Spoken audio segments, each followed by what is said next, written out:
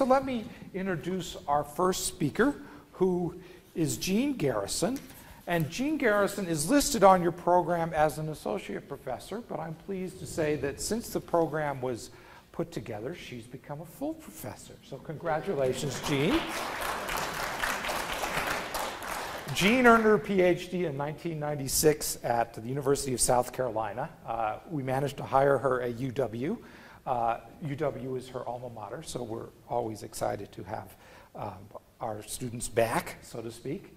Jean is trained as a political scientist with a very strong interest in foreign policy and international relations.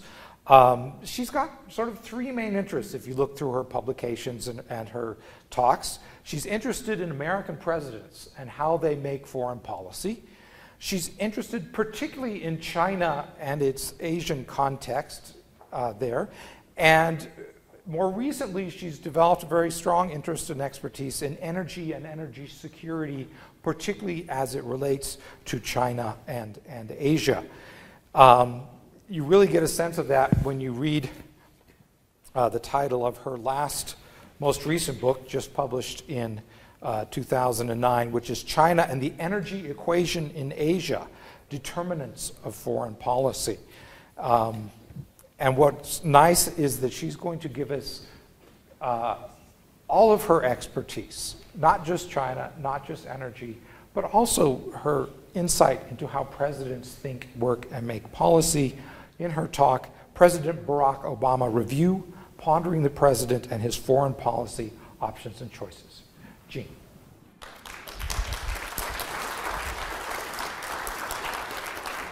Thank you.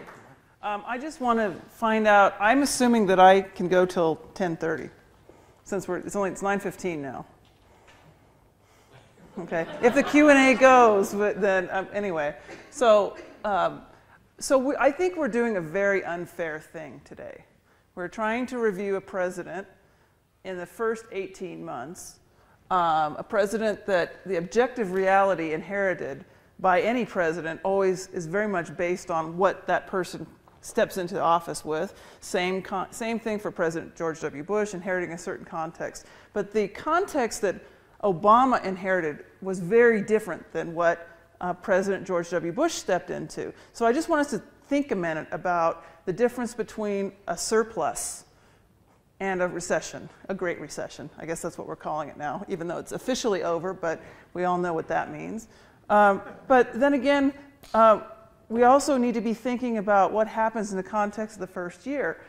And the context of 2 wars, a very active foreign policy, very high expectations for all presidents when they walk into office. And so one of the things that I want to talk about today is just to point out that keep in mind that one of the things I'm moving us toward is, let's think about the expectation gaps that all presidents face from what the people expect when they walk in versus what they see after the first year or first 18 months in this context. Let me stop for a moment and just make one plug. International Studies with the School of Energy Resources is sponsoring a talk up here on September 7th, focusing on energy security and the geopolitics of energy, and that will be down at the Center for Performing Arts.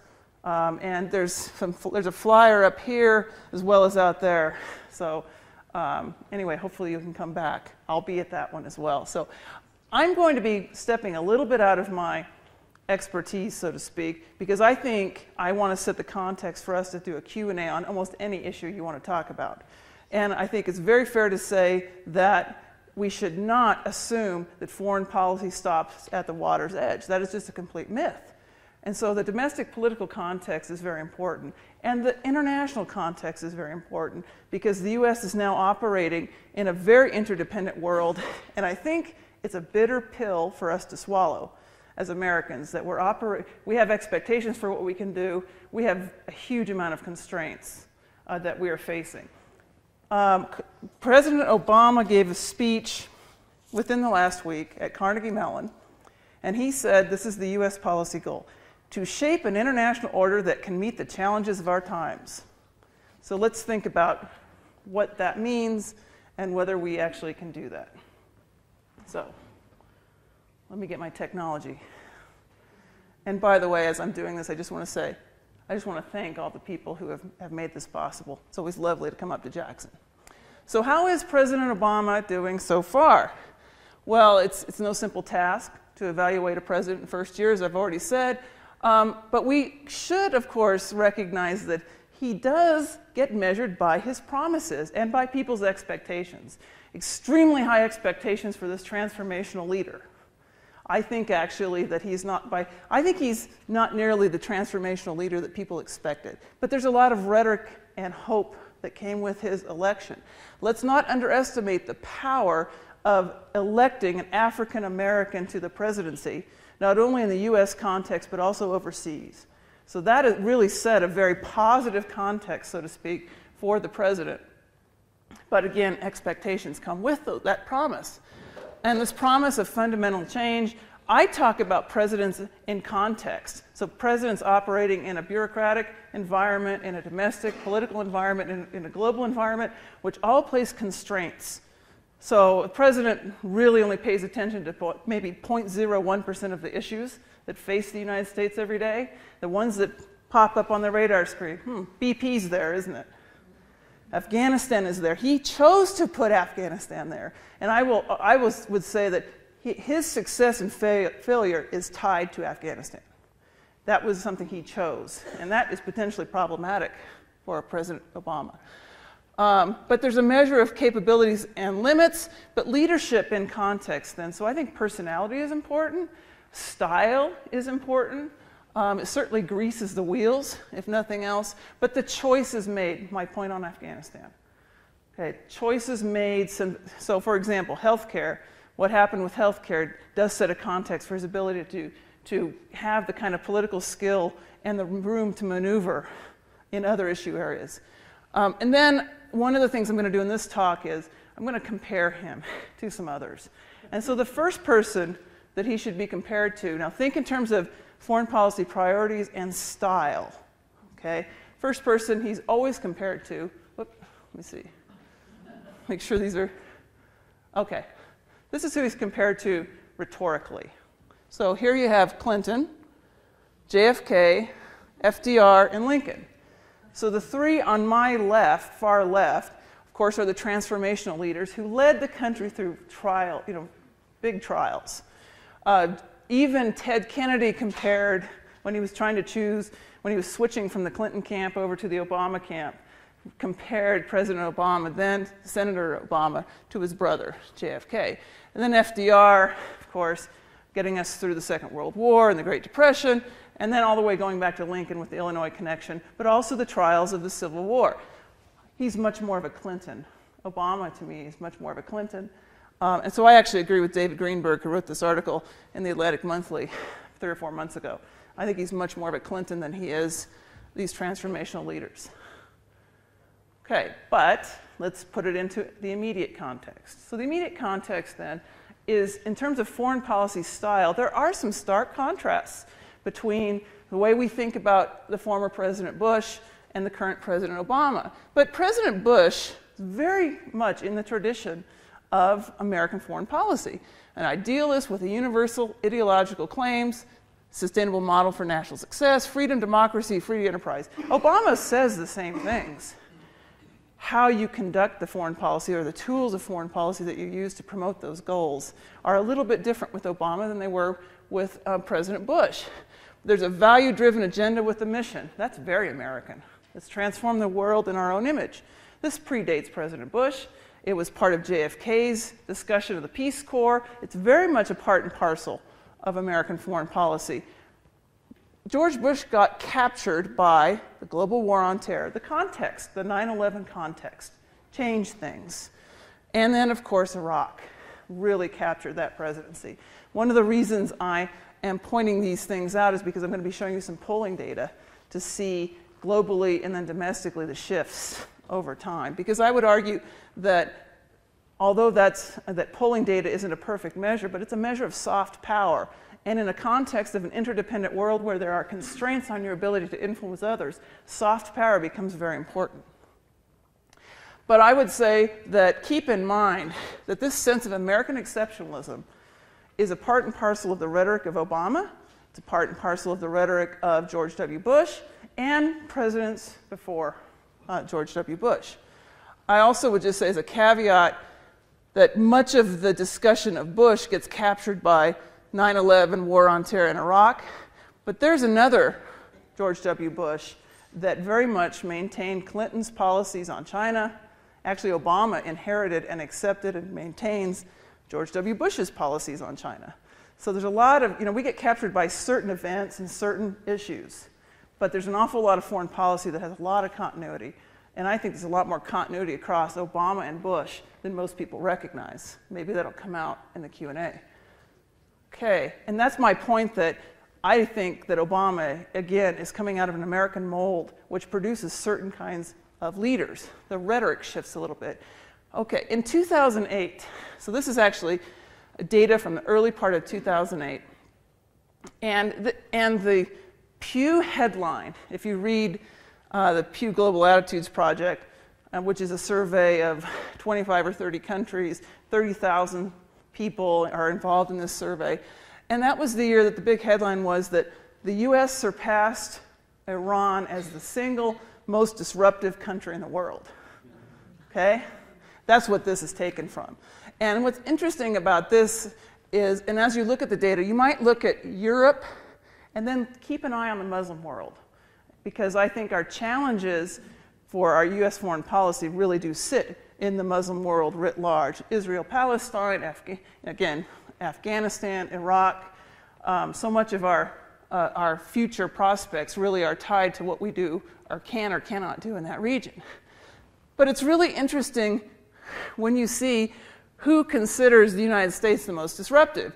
Well, look at the Spanish, of course. Now, remember the bombings, the context of the bombings in Spain. But when you look down here at the Muslim world, and you see Egypt, Jordan, and Turkey, three of our staunchest allies in the Arab Middle East. Turkey, of course, not in the Arab Middle East. But you can see, well, they're not worried about North Korea. Israel-Palestinian conflict is fairly high.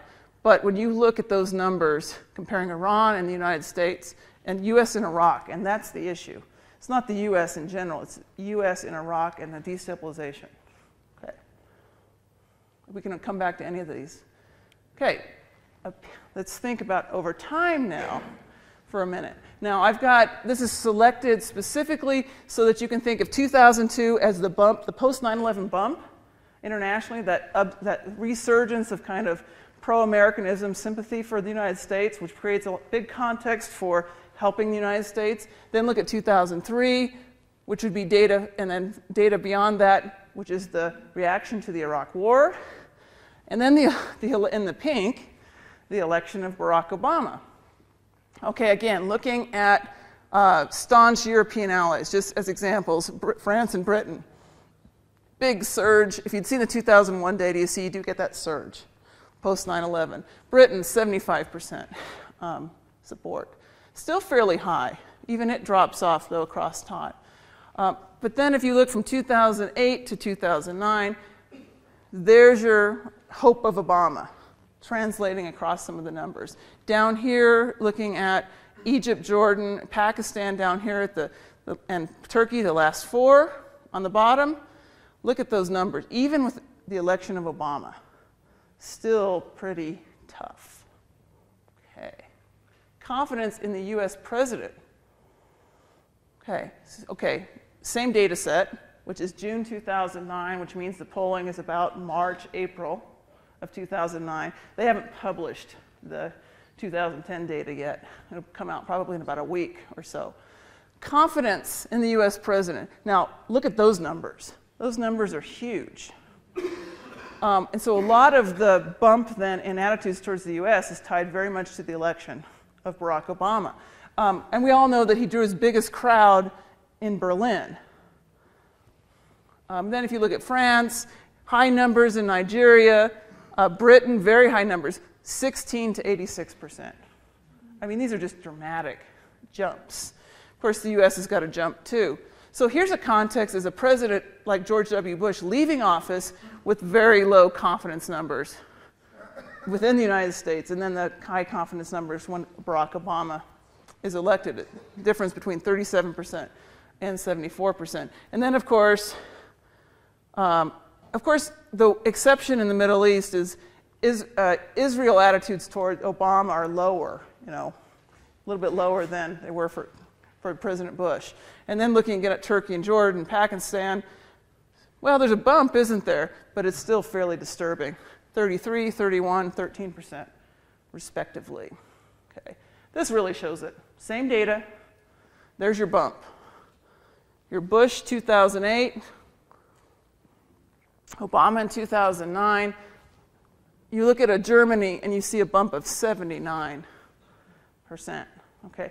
This huge expectation. This is before he did anything.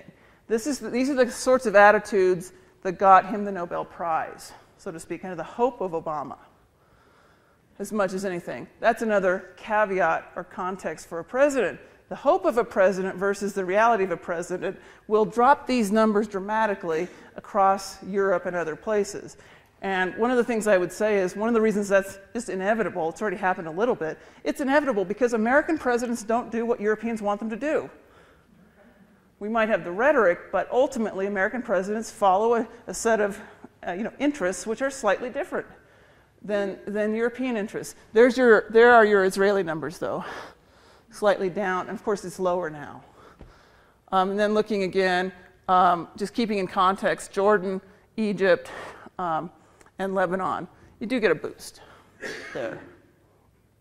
Okay, here's another interesting one to look at, comparing attitudes towards Bush, Bin Laden, and Obama. Bin Laden beats Obama by 30 points in the Palestinian territory. Indonesia, it's a different, but look at Pakistan, our staunch ally in the war against the Taliban. And then Nigeria, very dramatic. I mean, I think the African context there really boosts the numbers in parts of Africa. But that comparison between Bin Laden and Obama, now this is measuring on the street, okay? And that's another thing. We need to keep in mind what people think about, on the street, so to speak, will be very different than you might get in intellectual communities. All right. Okay. What about, does this mean we have continuity or change in U.S. foreign policy? Well, let's make sure we think about how Obama is different than George W. Bush. Okay. So overall, when he came into office, he was going to engage the world more broadly, and he was going to be involved in the world with direct diplomacy. Okay, you had envoys created to Syria, envoy for the Middle East. So you have the president specifically appointing somebody at that level and sending them out to be engaged in specific issues. Now that is significant. That means you have presidential attention on a series of issues that had been lower down on the radar screen from the previous administration. And then many people tout this Cairo speech to the Muslim world. It's almost a year to the day of that speech. And now we're back to kind of soft power and messages. And that was a significant message to the Muslim world. And it's kind of reaching out and saying, we recognize you have aspirations as well. We share those aspirations with you. And he doesn't mention terrorism or the war on terror at all in that speech. And that's considered his most significant foreign policy speech, particularly to the Muslim world. And then when he comes into office, one of the first things he does, of course, he says, I'm going to close Guantanamo Bay. Now that is a major signal to Latin America, in particular, saying, we're going to do this. Now, was he successful in doing that? No, there's your constraints. Okay, he says, I'm going to come in, I'm going to make this change, I'm going to do this. I think he learned a lesson on how you can't do things. I mean, the domestic context of that and the bureaucratic context of trying to close Guantanamo Bay. But there's a number of those sorts of symbolic things that the president did attempt to do. And still that message is in Obama's foreign policy. And then from the Cairo speech example that is similar to that, he is the first U.S. president to admit that the U.S. government backed the 1953 coup in Iran. Now, Madeleine Albright had mentioned it as Secretary of State. She'd talked about it, but nobody at the presidential level had mentioned that. So these are the sorts of to me, this is basic honesty. Everybody knows that, but you don't get it said at the highest level, and that can send a significant message to others. And then the whole style issue, multilateralism and the use of smart power. Now, smart power was Hillary Clinton's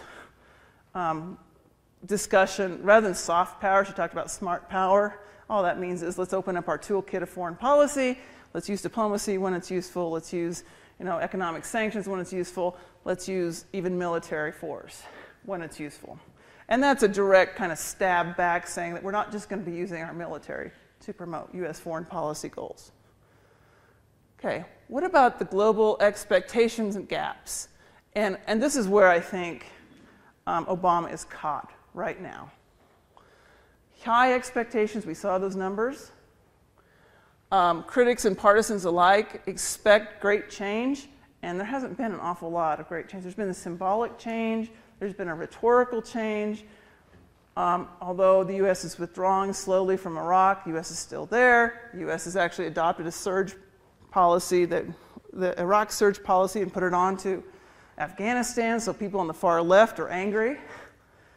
And that's what's interesting to me about some of the criticisms of Barack Obama. I think the far left is so much more angry at him than some of the kind of moderate Republicans who leaned over, who decided to vote for him. Now, of course, there's also the far right. So what we have is an extremely polarized context and somebody trying to govern with a very difficult political plate and context. There's a lot of moral sentiment in Barack Obama's foreign policy. That's let's close Guantanamo Bay. There's a lot of prudence, too. His deliberative style, and this is why I've never thought of him as a big change artist.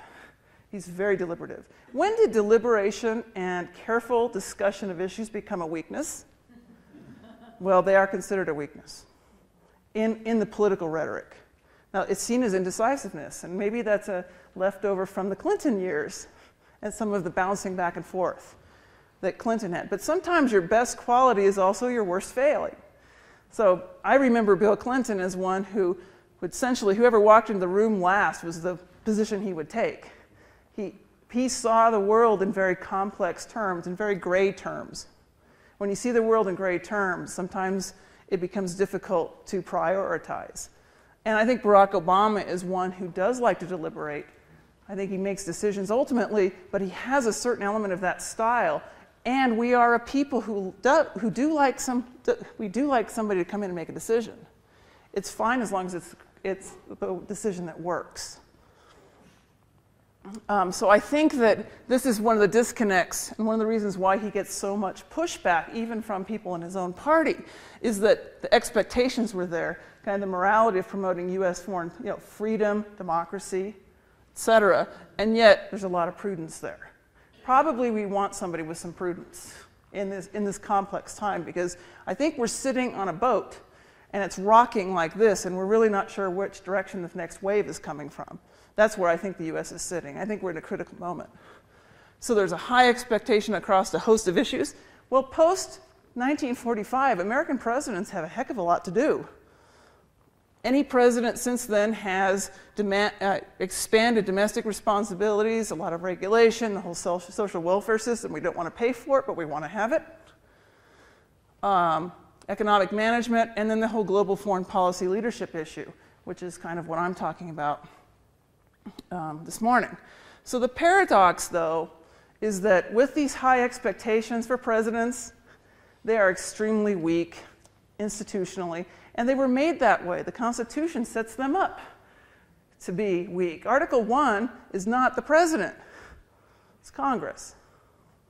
And so you have a situation where we look to one person for answers, but it's an institutional arrangement, which means shared power, even though the expectations seem to be focused on the president, even though congressional numbers are at a historic low, aren't they? People are very disgusted with the U.S. Congress.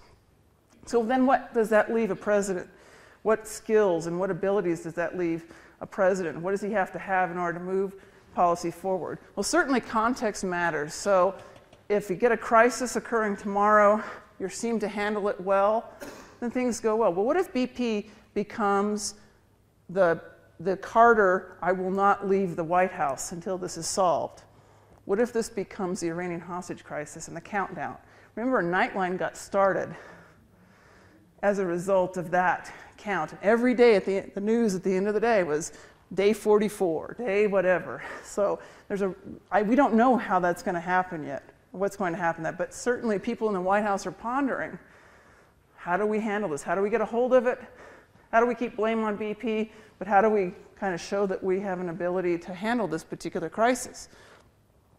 So the power of Obama to persuade, to kind of recapture that message on the BP oil spill, I think is critical. And I think we're also very impatient with it. We expect him to be able to do this. We expected George Bush to be able to handle Katrina. How many days did it take for people to say BP is Obama's Katrina? Well, I think it was, in many ways, despite the kind of slow responses to Katrina, let's recognize that on the domestic side, the bureaucratic organization scheme is not set up for you to be able to kind of go down there and take care of things smoothly. And so in that sense, Obama has kind of recognized that in dealing with BP, as I think President Bush recognized that in trying to deal with Katrina.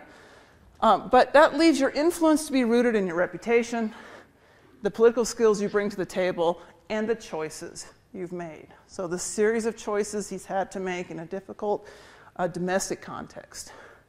All right, it makes sense then to look at the domestic numbers and the kinds of policy choices and context that shape part of his ability to influence. Now this is actually also from the Atlantic Monthly. I recognize it's a little bit hard to see, but this is comparing presidents from Obama down to Reagan, and these are the first year polling numbers.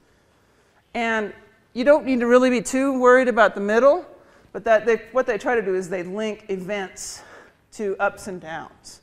What I want to point out are a couple of things. First of all, of course, we have the trend in President Obama on top, the orange over here and a little bit more pinkish over on the left side.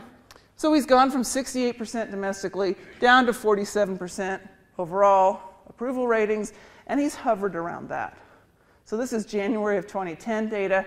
I'll show you a little bit more recent data, but it's pretty much hovered a little bit above or a little bit below 50% in most polls. Well, George Bush, the blue line, went from 57% up to 84%. Okay, 9/11 context. Wars are useful. Look at his father. 51%, not particularly popular when he was elected, up to 80%. And we both know that the two highest polling data for approval of presidents were George H.W. Bush, and he was superseded by his son by 1 or 2 points, and they were in the 90s. And that's, again, very much the Gulf War context for H.W. Bush and the 9/11 context for President George W. Bush. Reagan, now we have this notion that Reagan was always popular. Well, Reagan was not always popular. As a matter of fact, he had a lot of unpopular things, and he was working against the Democratic Congress, so his numbers were pretty low. The trend overall in data, with the exception of actually Bill Clinton, is that presidents start high, and they always, by the time they leave office, their polling numbers are much lower. Bill Clinton was an exception, despite the scandals. If I had put Carter on here, in terms of polling across the first year of office, actually Obama's numbers and trends are a lot like Jimmy Carter. Jimmy Carter came in at about 61 or 2% approval, down to about 51% at the end of his first year. Okay. But anyway, so it's just kind of interesting. The other thing that this shows is, by the way, that polling data is so volatile. It's a very indirect, imprecise measure. But I would say it creates a context for people to have better luck to build coalitions, especially when you have presidents who think they're transformational and they go out and they appeal out to us to pressure back. And that's what presidents have really tried to do. When they can't work with Congress, they work on their message, and they try to get us to write letters and pressure back. And so actually persuasion and charisma are very, very important. Why is Reagan remembered so fondly? People who didn't like 9/10 of what Reagan did liked him as a person. We like to elect people that we want to have a beer with. We don't like intellectuals. Let's be honest. We're not really comfortable with these intellectuals who can't make decisions. and the world's a little bit too gray. I'm talking about just kind of in general. So that there's a certain trend there. Now, Obama is sometimes thought of as a cold fish. I mean, he has to kind of work on the warmth factor. Okay, domestic approval ratings. Well, here's our trend, steadily down. Okay. Well, what is this tied to? Well, usually polling data is tied to the economy.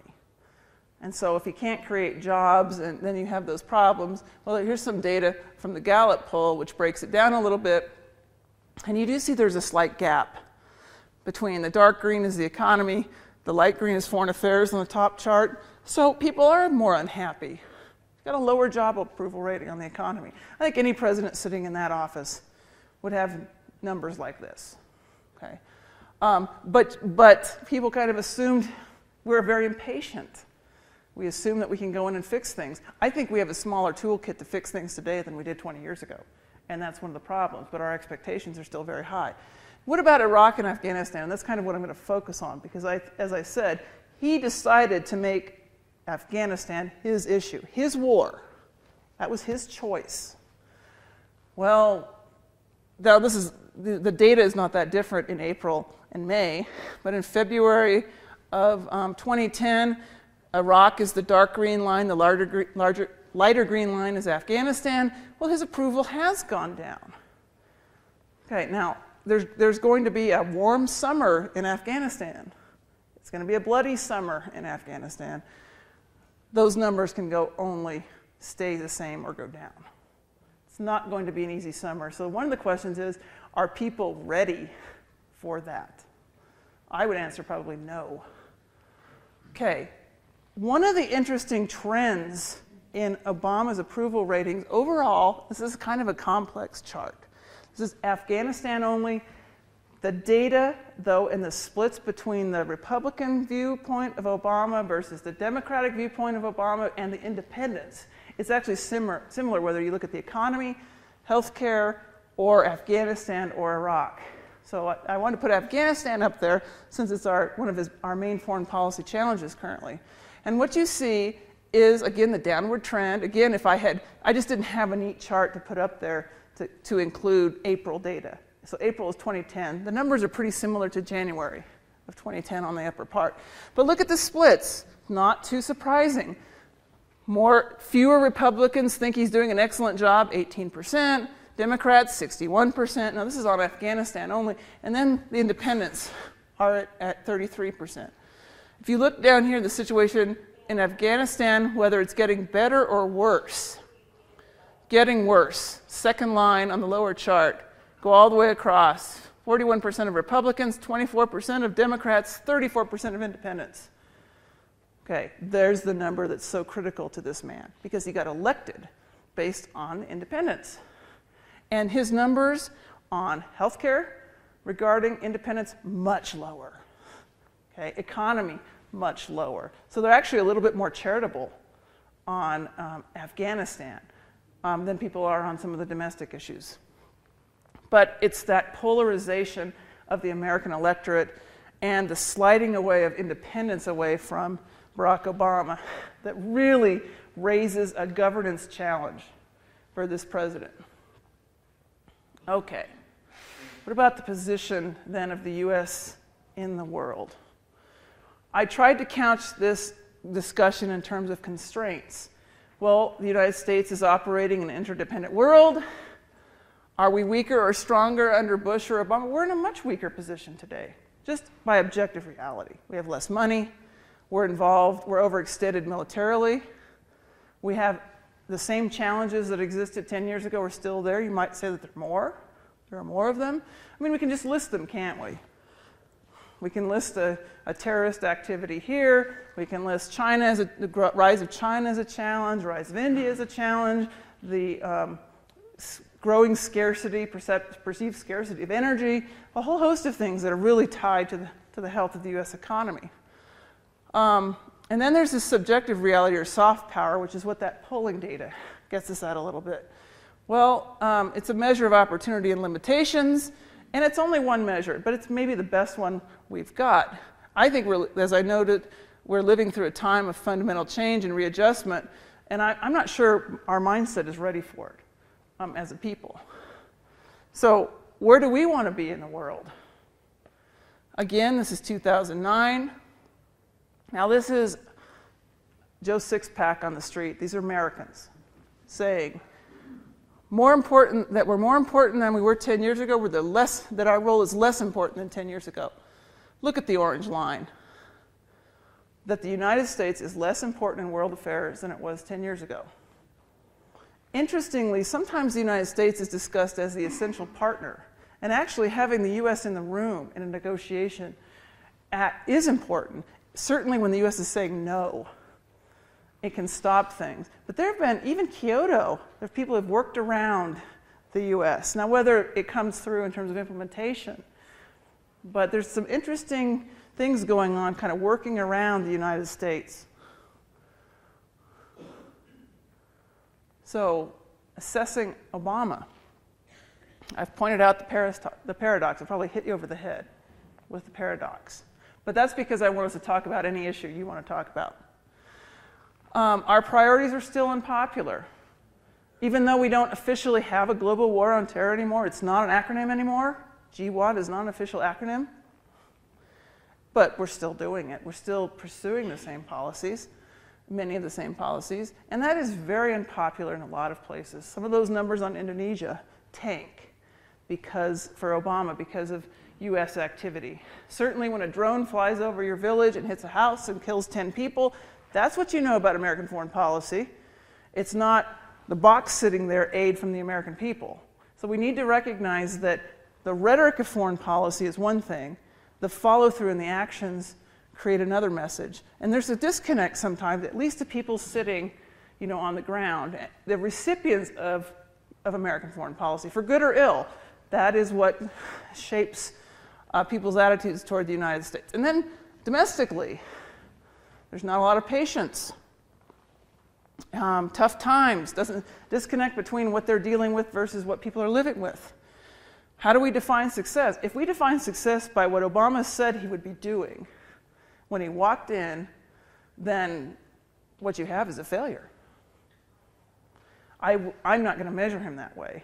And I think there's been a lot of backpedaling amongst his political people, recognizing that governing is different than campaigning. Biggest challenges, I could just list them forever.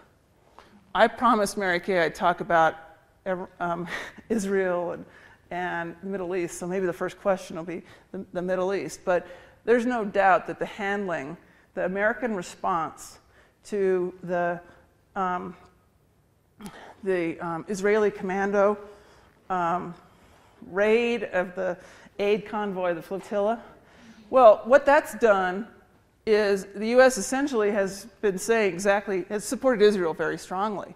Okay, the U.S. is not seen as an honest broker in that region at all. I'm not sure any president has ever really been seen as an honest broker in that region. So here you have a 50-year challenge that is still there, maybe 30 years, if we talk about maybe 67 or 72 at the point when we really got interested in the Israeli-Palestinian issue. There you have that challenge, and even though the president is trying to do something, and actually that effort started under the last year of Bush, really trying to re-engage on the Israeli-Palestinian issue, but it's just as thorny as it was before, and the U.S. is not in a position to really be that broker. But who else is there? That's the irony of this. If it's not the U.S., then who is it? We need to think about who fills the gap. And then just the nature of the U.S., or the divided U.S. political system, makes it even more difficult. And that's the end of the show. So, I did it in 35 minutes. So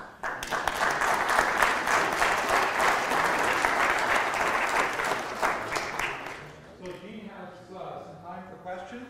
If you do you want the first question? Yeah, I see Walt, but do you want the first question? Jean, you spent some time looking at this. With a fair degree, I've got to compliment you on objectivity. In retrospect, with the benefit of 20/20 hindsight, what could he have done better? What could he have done better? But he hasn't done anything yet. My point is that you don't do anything in the first year and a half. And what you do is you continue what was done before. I'll tell you what he hasn't done well. He hasn't gotten his people appointed. Okay, when George, well, actually, let me think about this. When, remember the gays in the military scandal?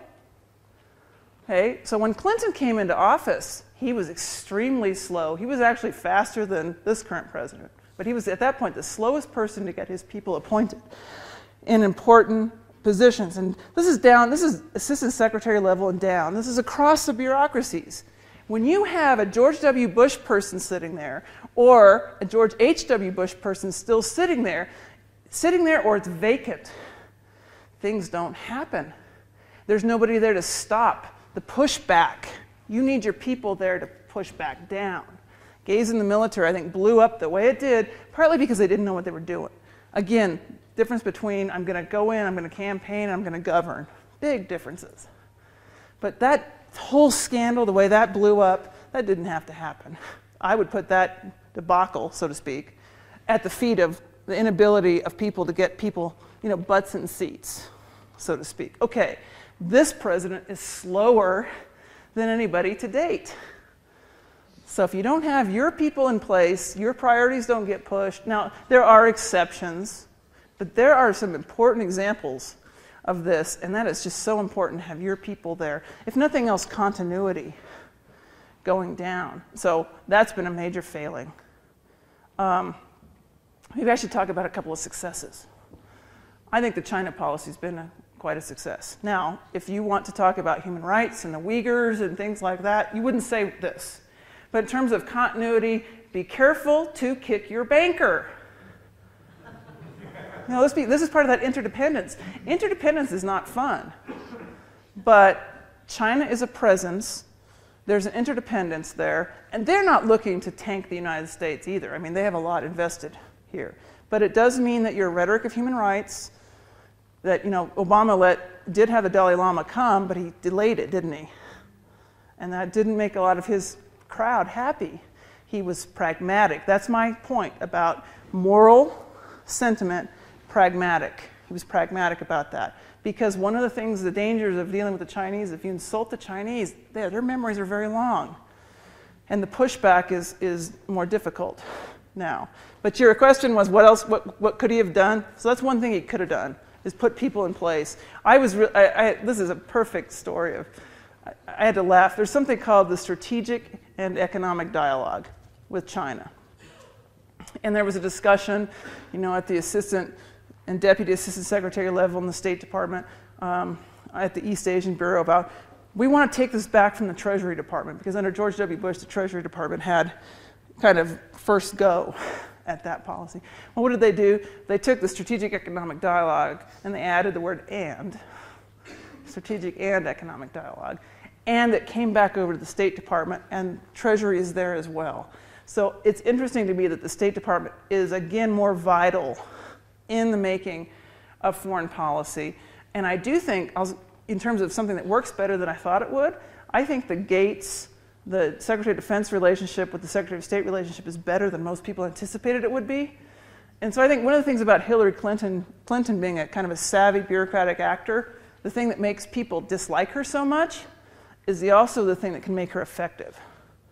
And so her kind of contacts around the world, and just so she knows how things work, and then she remembers some of the failures she was involved in the Clinton administration.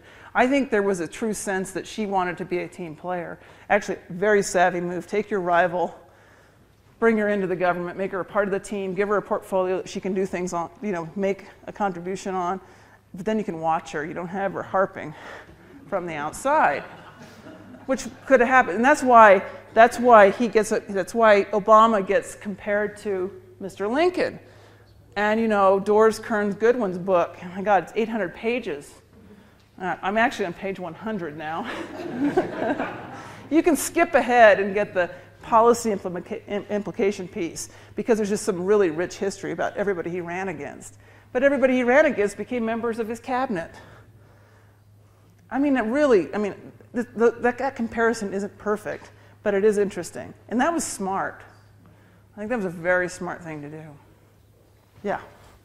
To your point about putting people in place, Jean, he named certain envoys. Yeah. And we hear very little about them. I would like you, especially to evaluate Mitchell and Holbrook, because those are significant assignments. Having been from the State Department yourself, is there a little bit of disconnect between their importance and Clinton's effectiveness, or do they work well together, and how effective are they? Okay, I'm going to play a little bit of ignorance, I would say. Just on, in general, I don't think anybody can work with Holbrook. Holbrook is the biggest ego in the room.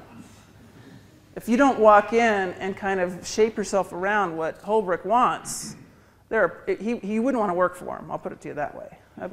I'm sure maybe I should be really careful what I say. Look, big egos are effective. And if they're on point, it can be very successful. But that doesn't mean that they're fun to work with, you know, if you're kind of staff and things like that. But that doesn't mean important things can't be accomplished.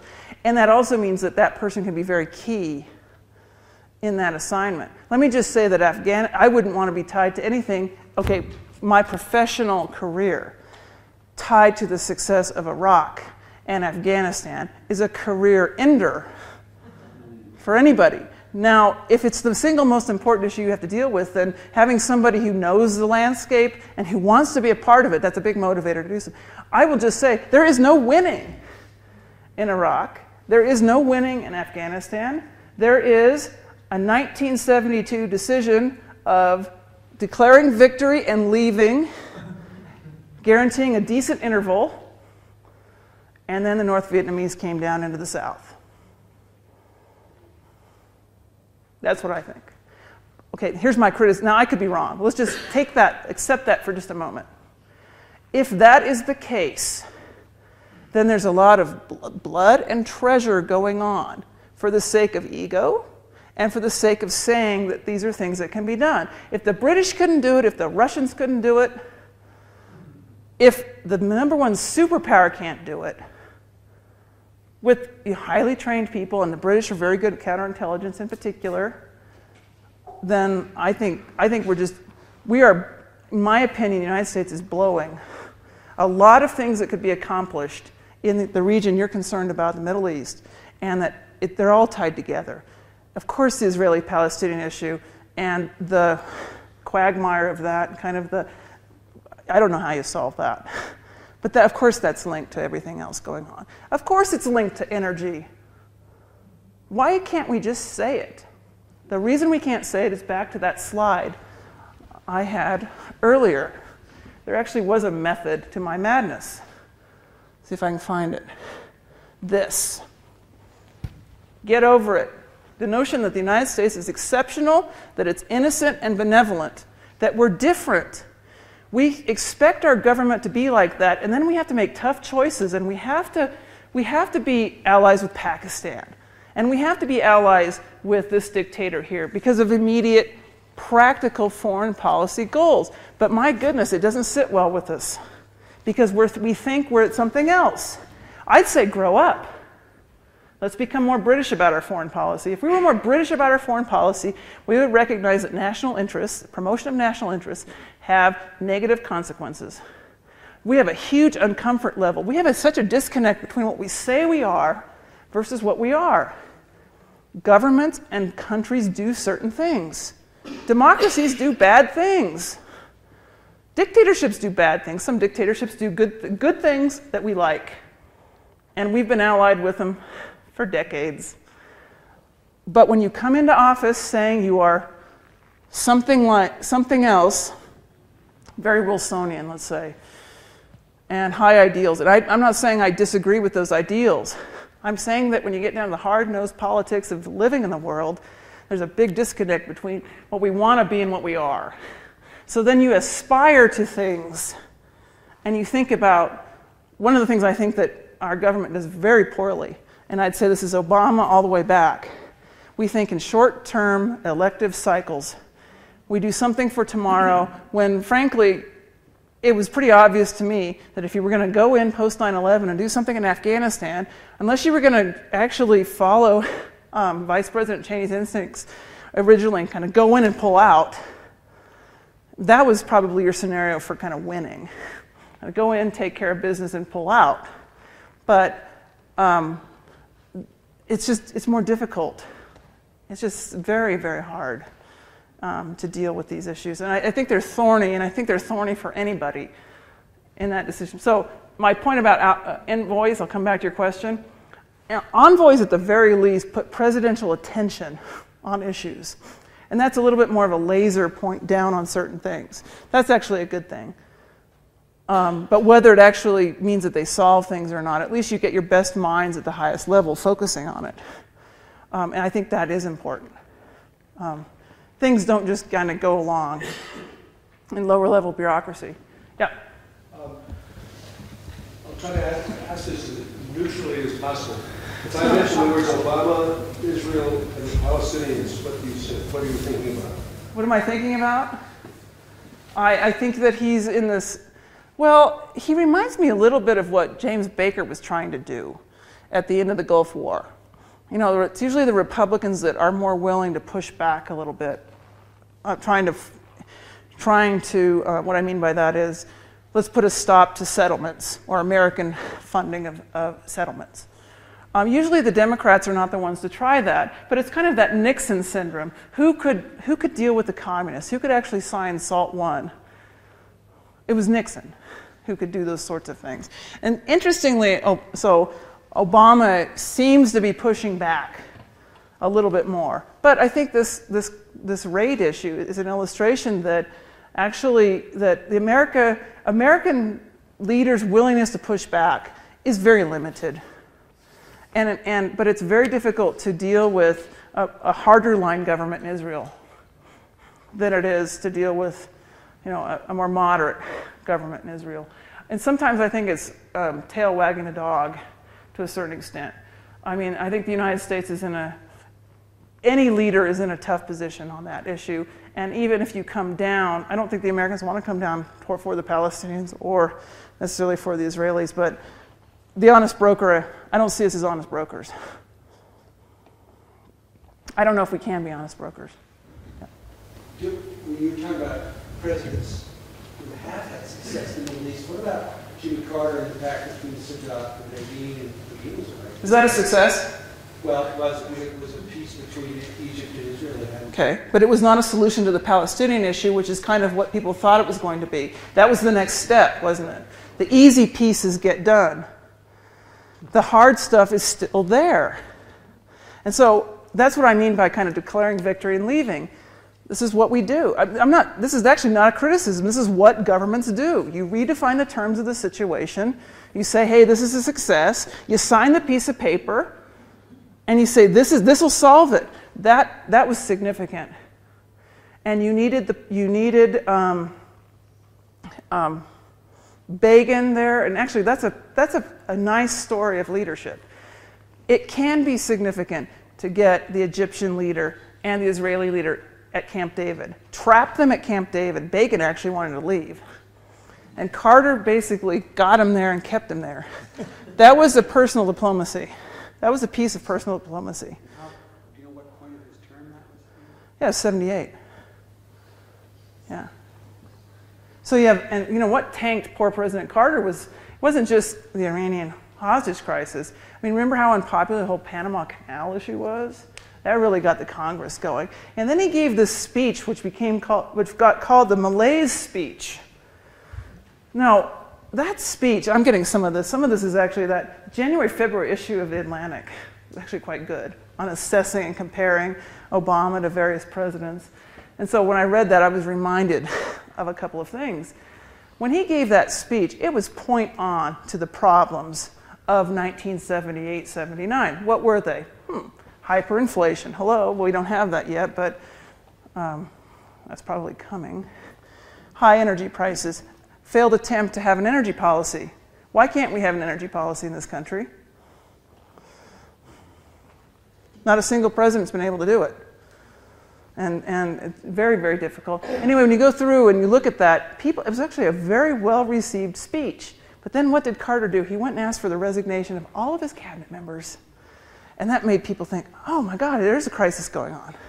So it got spun differently after that, even though I would say that was actually a speech that really laid out what was going on in the country, for good and ill. I don't think we like to hear that message. I think we're spoiled. I put myself in there too. I have 2 cars. One is a Honda Civic, but I didn't buy a Prius. Yes?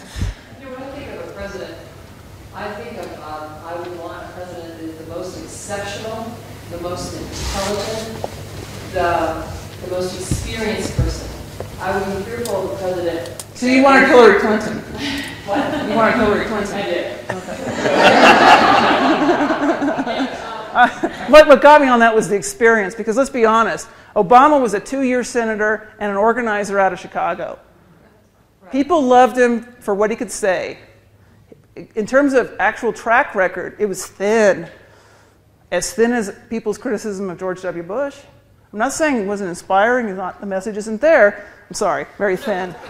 So that's what I would want. And I don't want someone like me, because I don't see myself that way. I see myself as pretty average, so I don't understand this American thing where there's this disdain or this fear of intellectualism or of that experience. And so I want to know what you think of that. Why are we that way? Why do we want someone who drinks a beer with us?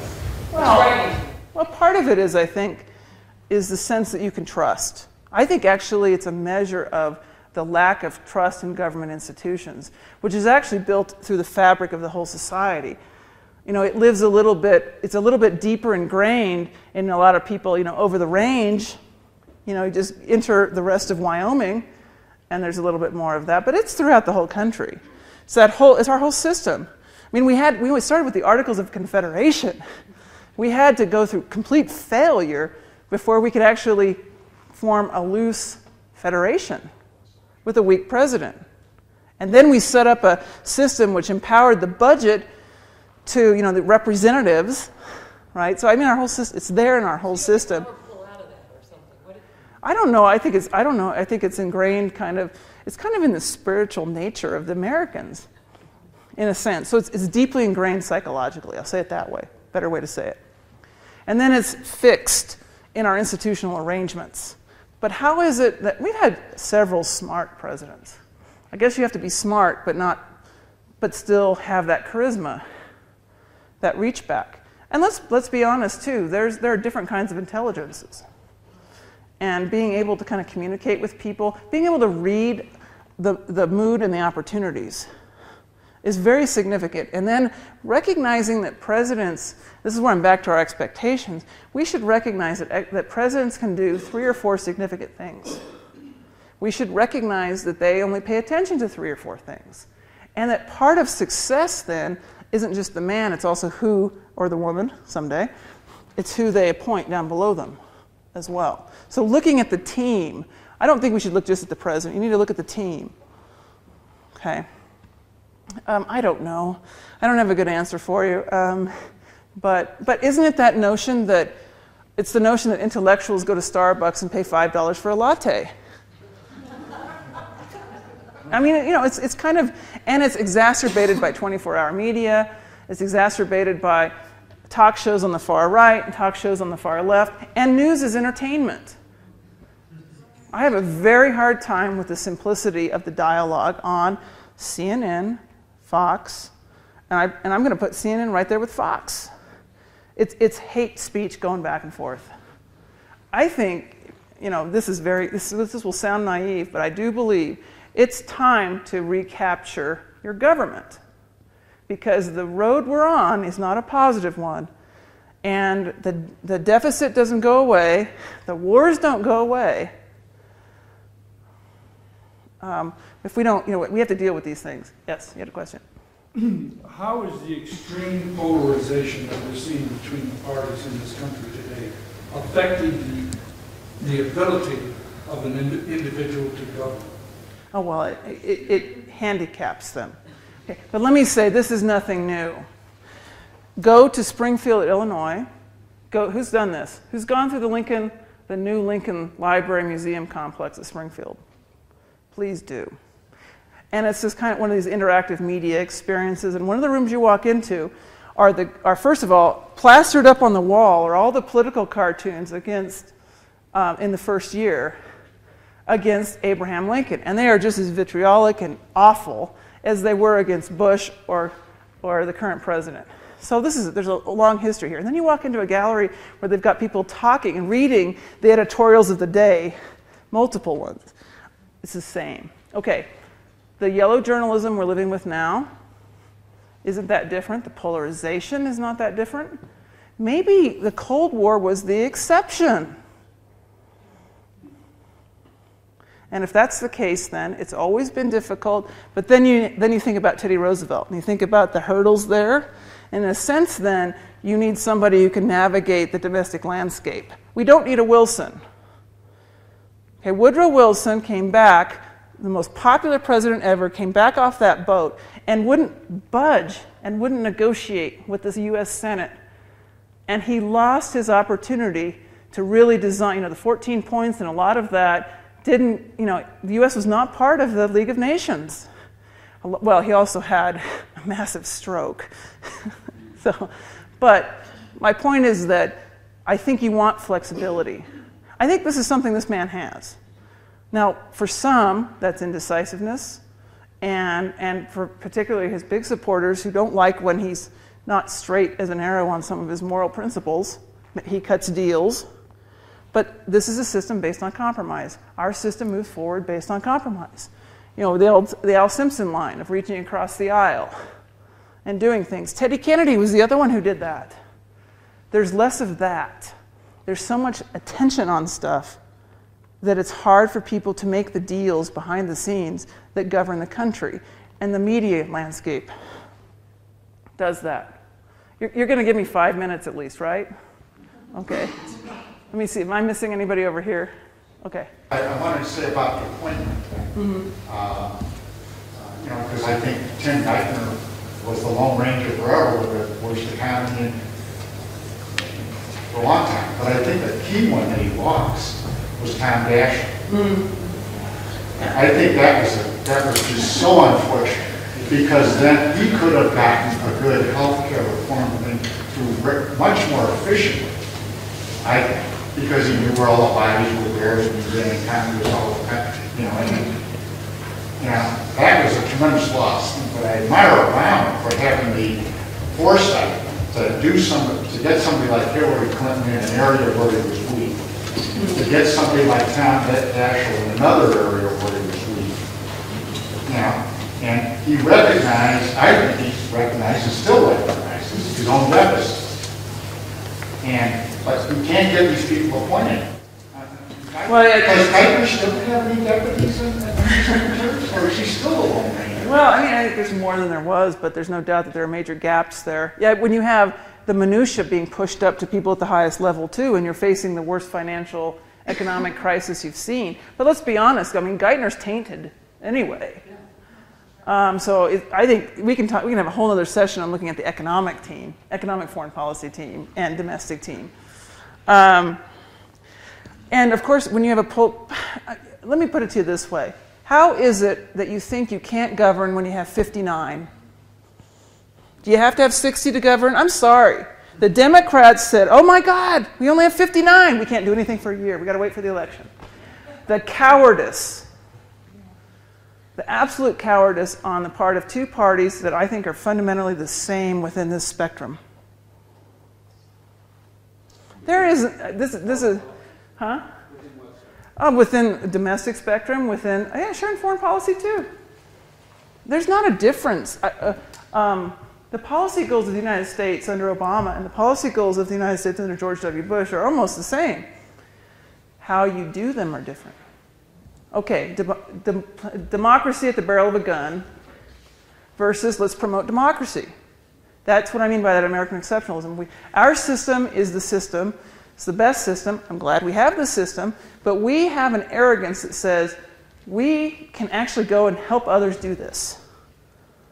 And that's what makes us kind of a sense of being involved everywhere. Well, and then we get pushback saying that, well, no, we don't want it this way. So I think we make some of our own problems. And then there's this myth that democracies don't fight one another. This is Bill Clinton. And this is actually, this is like the single law out of political science. This is claim to fame of political science. Political science failed to predict the Cold War end, right? But this notion that if we promote democracy, then we will create a peaceful zone. Well, that's been pretty true in the North Atlantic and in a few other places, but it really works better when economies are strong and when there's a middle class. The whole basis of the China policy is, let's build a middle class, they get economic freedom, and eventually they want political freedom. Well, that's not going to happen in that linear way. And so what happens when you're George H.W. Bush and Tiananmen Square happens? He would tweak the equation and say, we need to have discussions, we need to maintain our relationship. We have less chance to influence that place if we completely shut it off. But I think at our heart, many of us want to say, look at what they did. How can we deal with these people? Well, actually, we can't really, shutting ourselves off from it doesn't promote our goals either. But that's what I mean, it's ugly and it's messy. And that presidents have to make those choices. And they have to think a little bit more long term. Can I take these three and then I'll comment briefly and then we'll be done? Okay. Can you just give me your brief comments on this administration's approach to Africa versus previous administrations?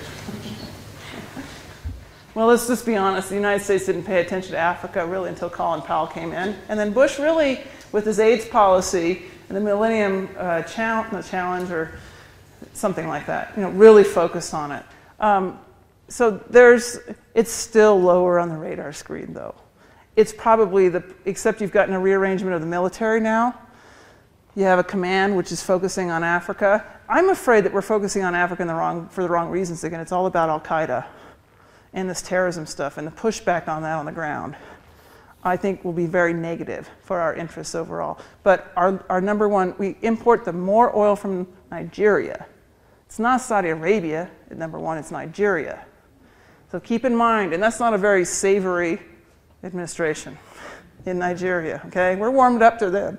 So we have interests there. China does too, right? You'll have to ask me at the break. Let me take these other two comments and then. First of all, thank you very much. Maybe just a brief question. You stay away from talking about third world countries, and you just started opening it up. And so, do you want to expand a little bit on Obama's the third world? Because most of these countries you named up here are economic partners, you could say. But we have Nigeria for one. Okay, I'll comment on third world. Other countries that are not mentioned. And Obama and globalization. I don't sit down. Okay, globalization. And there was one other. Sam? Do you want me to? Well, is it a brief question? I'll do both. Okay, well, I did get through all 800 or 900. Did you? A team of rivals. He's talking about that Doris Kearns Goodwin book. And at this stage of Lincoln's presidency, oh, it's very similar. He handled all of the criticism and the divisions much the same way Obama has up to this point. Yeah, okay. Let me talk about the developing world. First of all, so who do we talk about? We talk about the BRICS, right? Brazil, China, Russia, and who's the other one? India. Well, we usually talk about China and we don't really talk about India. Because we just say, well, India is the next China. And all the things going on in China, well, they're going on in India. And there's some truth to that, certainly in terms of energy use, demand, poverty, problems, high growth rates, et cetera. And then Brazil's kind of the model in Latin America. We like it because of renewable energy resources, et cetera. And then, well, Russia doesn't really fit very well. They're just an energy economy, and they're there. They're always going to be there. Well, first of all, let's get rid of our first world, second world, third world distinctions, because that's a Cold War designation, right? And so I fall into this all the time. I say Soviet Union. And that really dates me when I start saying the Soviet Union.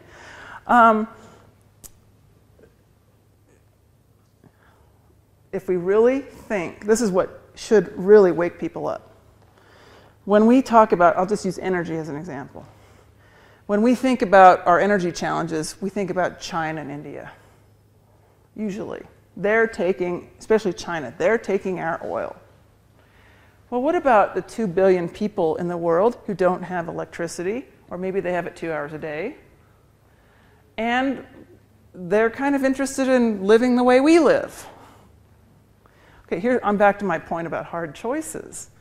And that is that there's a lot of push up from, for people who want to live better. And actually, in terms of migration, in terms of security, in terms of just human, valuing human life, there's actually a lot of reasons why you want stability and you want people to be able to eat and live decently.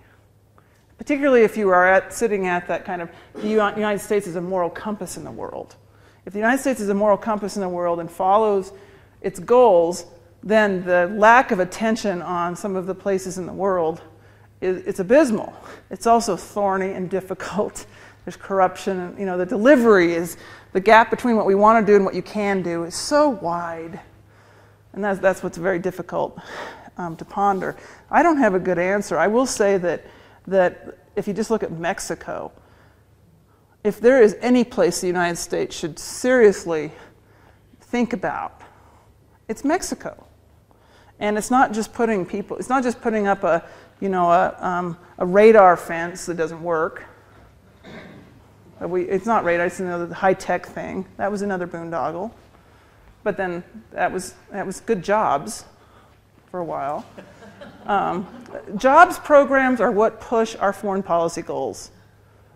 When you have a B1B that pieces of it are in 105 congressional districts, it's a jobs bill. And the Democrats sitting in Boston, because of Raytheon and the Patriot missile, are going to support the Patriot forever, even if they don't like missile shields and all this stuff. But when it comes to that jobs program, boy, that Democrat in that seat is going to support it. So we have a very savvy political system that bureaucratically promotes a lot of foreign policy goals that have absolutely zero to do with strategic needs. That doesn't answer your question, but I think bureaucracy explains a lot of what we do and why it's so hard to change it. Paul's giving me the message. So the developing world, just in terms of kind of future stability and human rights and human needs, it needs a lot of attention. But I haven't seen anybody with good answers, and I certainly don't have them. So I'm going to end on that note, but I don't have the answers. Thank you.